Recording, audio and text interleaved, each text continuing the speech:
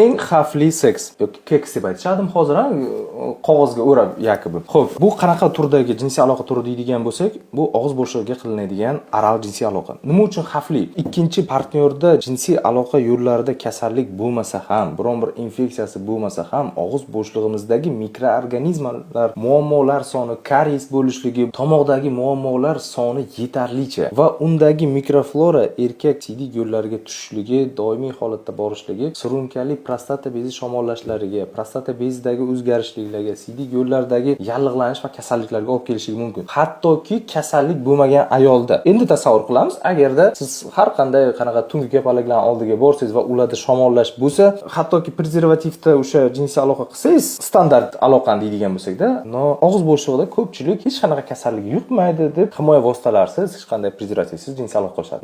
Afsuski, og'iz bo'shlig'idan balki VICH yuqmasligi mumkindir, lekin boshqa ko'plab kasalliklar soni yetarlicha. VICH ham yuqishligi mumkin, prosta kamdan kam holatda. Yana birontalar kommentariy yozish boshladi. Shuning uchun do'stlar, eng xavfli jinsiy aloqa turi deydigan bo'lsak, bu oral jinsiy aloqa. Endi anal jinsiy aloqani gapirmasak ham bo'ladi. Og'iz bo'shlig'idagi mikroorganizmlar soni sizni salomatligingizga juda katta ta'sir qiladi. Nima uchun o'zidan o'zi prostatit bo'layapman, o'zidan o'zi surunkali muammolar paydo bo'lyapti, katta axlatga borganimda olat uchidan bir qanaqadir chiranganda suyuqlik kelyapti deydigan bo'lsak, sababi ko'pincha og'iz bo'shlig'ida qilingan aloqa. Erkaklar ayollarga qilsa ham xuddi shu narsa